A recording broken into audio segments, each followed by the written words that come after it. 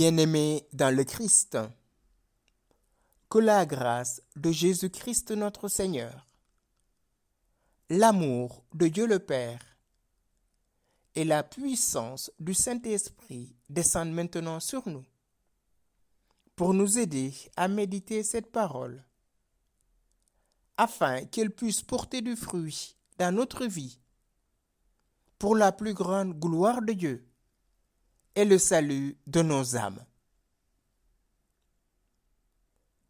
En ce dimanche des rameaux de l'année C, j'aimerais méditer avec vous l'évangile de Jésus-Christ selon saint Luc, au chapitre 19, du verset 28 au verset 40.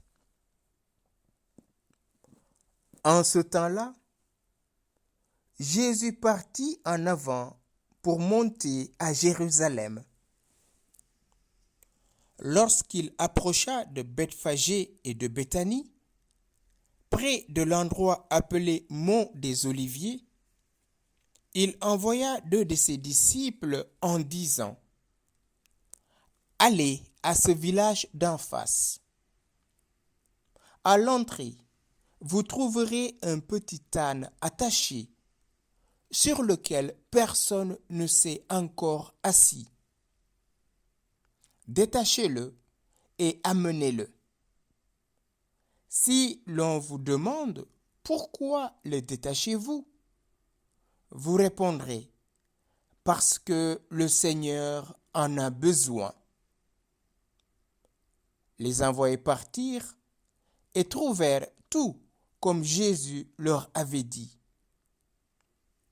Alors qu'ils détachaient le petit âne, ses maîtres leur demandèrent : « Pourquoi détachez-vous l'âne ?»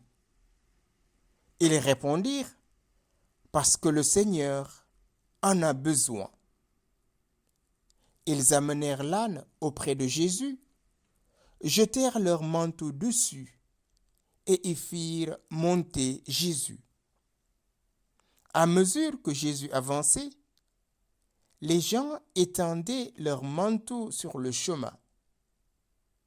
Alors que déjà Jésus approchait de la descente du mont des Oliviers, toute la foule des disciples, remplie de joie, se mit à louer Dieu à pleine voix pour tous les miracles qu'ils avaient vus.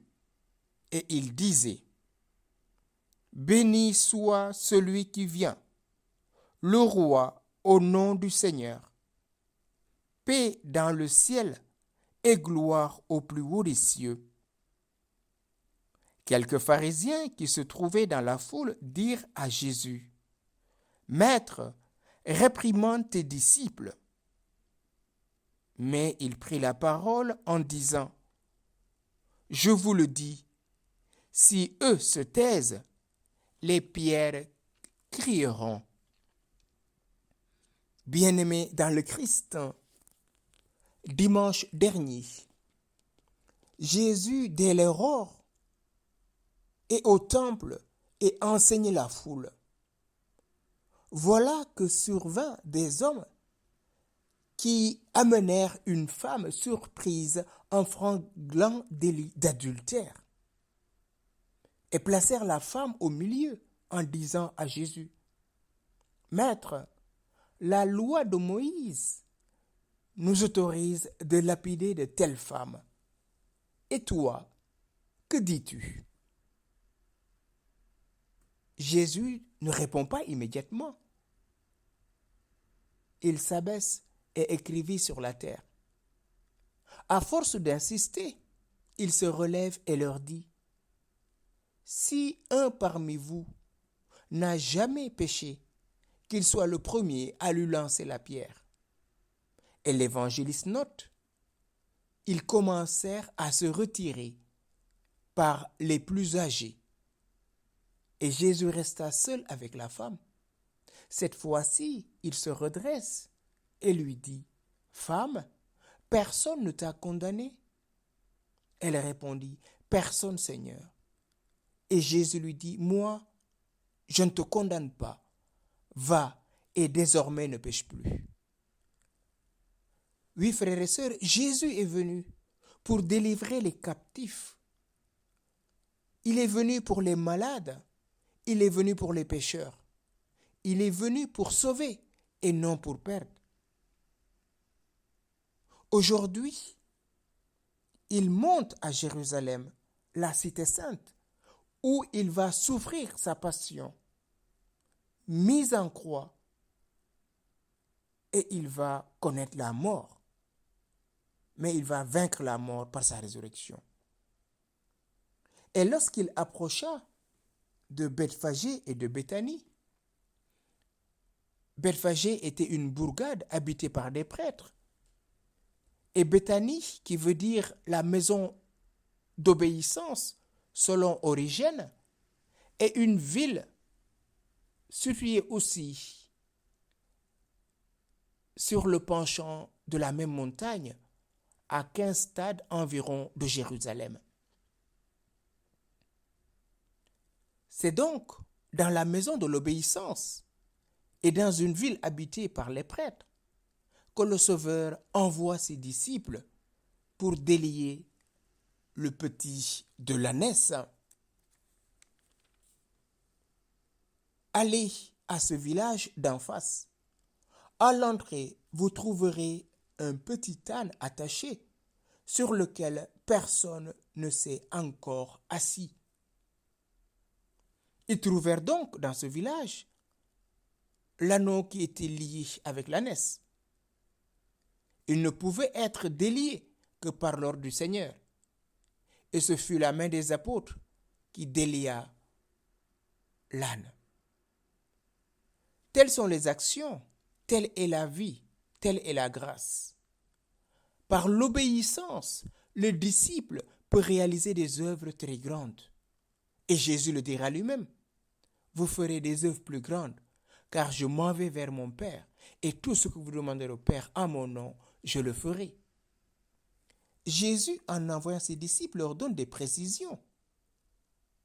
Le village qui est en face, vous trouverez un petit âne attaché sur lequel personne ne s'est encore assis. Parce qu'avant Jésus-Christ, personne n'avait appelé les nations païennes à la plénitude de la connaissance de Dieu. Jésus leur donne ces précisions.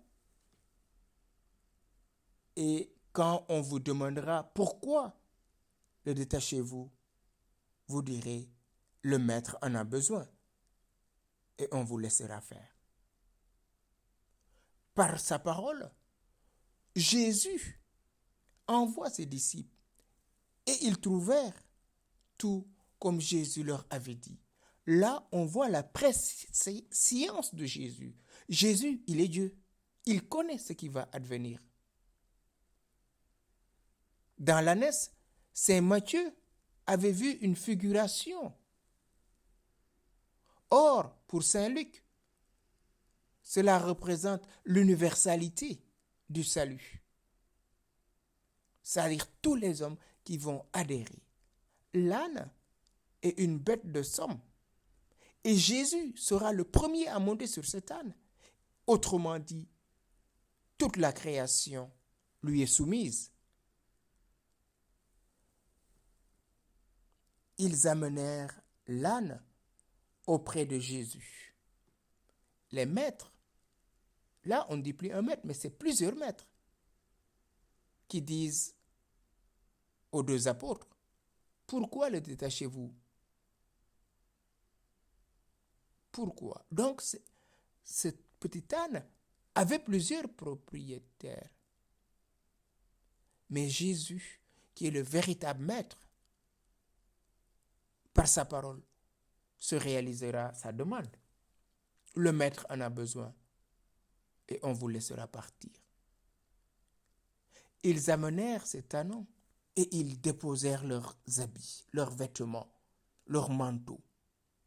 Et tous sont dans l'exultation. Ils jubilent parce qu'ils avaient vu les miracles qui s'étaient accomplis entre les mains de Jésus. Béni soit celui qui vient, le roi au nom du Seigneur. Est-ce que cette foule a reconnu en Jésus le roi qui avait été promis à David?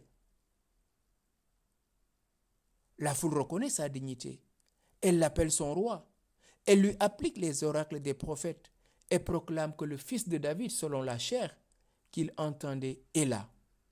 Béni soit, disait-il, le roi qui vient au nom du Seigneur, c'est-à-dire au nom de Dieu le Père, bien qu'on puisse entendre aussi en son propre nom, car il est Dieu lui-même.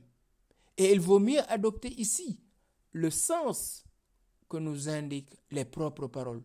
Je suis venu, nous dit-il, au nom de mon Père. Jean au chapitre 5, verset 43. Car Jésus est le maître et le modèle de l'humilité. Il va s'asseoir sur un âne, une bête de somme. Quelle humilité de la part du Seigneur. Mais on voit la joie aussi de ces pauvres de Dieu qui reconnaissent en lui le roi qui doit venir. Et tous s'extasiaient, tous étaient dans la joie.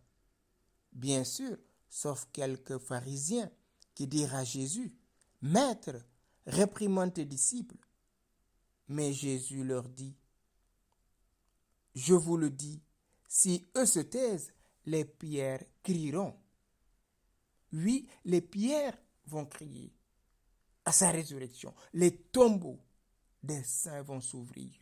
Déjà, depuis sa mort sur la croix, quand il remit son esprit, le rideau du temple s'est déchiré et les tombeaux des saints se sont ouverts.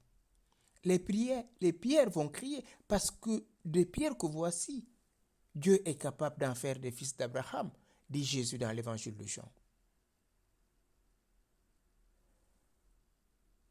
Hosanna au plus haut des cieux. Gloire à Dieu au plus haut des cieux. Et cela nous rappelle la joie des anges le jour de Noël. Quand Jésus est né, les anges étaient dans la joie. Et on entendait ce chant mélodieux. Gloire à Dieu au plus haut des cieux et paix sur la terre aux hommes qu'il aime. C'est les hommes qui aiment Dieu qui doivent être des artisans de paix, qui doivent tout faire pour que tous parviennent à une vie paisible, parce qu'ils reconnaissent en Jésus le prince de la paix. Il n'est pas étonnant que les rochers, contre leur nature, publient sa divinité, puisque les pharisiens ont encore le cœur dur. Rappelez-vous, la semaine dernière, ils voulaient jeter les pierres à cette femme. Et finalement, ces pierres sont destinées à Jésus.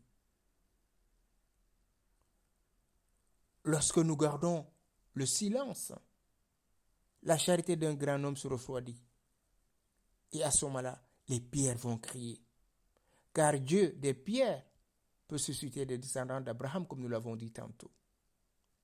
Jésus-Christ est celui qui vient. Et là, il rentre dans sa passion. Il vient prendre possession de la ville de David, son père. La cité de paix. Lui, le prince de la paix. Oui, notre miséricordieux Rédempteur va pleurer sur Jérusalem. Parce que le peuple est encore dans l'endurcissement et n'est pas reçu. Demandons-lui cette grâce en cette semaine sainte. Que nous puissions être parmi ceux qui non seulement crient Hosanna au fils de David, mais qui acceptions son règne dans notre vie. Les pharisiens, au lieu d'entrer dans la joie messianique, ils s'enferment. Maître, dis à tes disciples de se taire. Les pierres vont crier, frères et sœurs, si nous avons honte de louer notre Dieu, si nous avons honte de proclamer les merveilles qu'il a accomplies dans notre vie. Oui, frères et sœurs, en cette semaine sainte, en ce jour des rameaux, n'offrons pas seulement des rameaux qui vont se faner quelques jours, mais offrons à Dieu le sacrifice de louange. Offrons-lui tout notre cœur et avec lui entrons dans une intimité toujours plus grande pour être à l'écoute du Père durant cette semaine sainte. Ne nous laissons pas préoccuper par les repas, par telle ou telle démarche liturgique, mais laissons-nous mener dans le silence de la contemplation de ce roi qui vient, mais ce roi aussi qui va être couronné d'épines, ce roi qui va être flagellé, bafoué, rejeté, jusqu'à être crucifié sur la croix. Demandons, Seigneur, de déchirer nos cœurs et non nos vêtements, pour qu'en cette dernière semaine, que cette Pâque nous dispose à une véritable résurrection, à une véritable conversion, pour que nous soyons des hommes et des femmes de paix, pour que nous soyons des hommes et des femmes nés de nouveau, afin que par sa passion, sa mort et sa résurrection, nous soyons nous aussi des ressuscités pour témoigner de sa toute puissance d'amour, lui qui vit et règne, Dieu pour les siècles des siècles. Amen.